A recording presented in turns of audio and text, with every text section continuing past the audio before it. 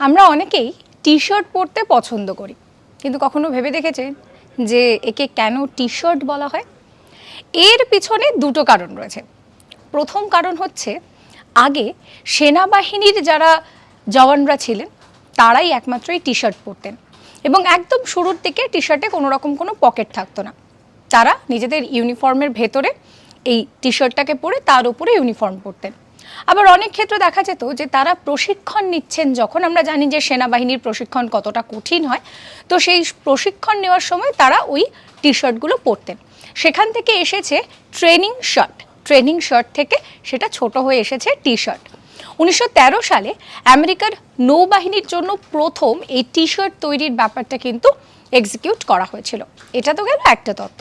আর একটা যে তত্ত্ব রয়েছে সেটা হচ্ছে, আপনি যদি পুরো টি শার্টটাকে আপনার কোনো একটা সমান সারফেস যুক্ত জায়গা, যেরকম ধরুন টেবিল হোক, খাট হোক, সেখানে যদি রাখেন একদম টান টান করে, দেখবেন ওর আকারটা কিন্তু পুরো টি এর শেপ নেয়। সেখান থেকেও টি শার্ট। এরকম সমস্ত কন্টেন্টের জন্য সাবস্ক্রাইব করতে ভুলবেন না আজ তাক বাংলার ইউটিউব চ্যানেলকে।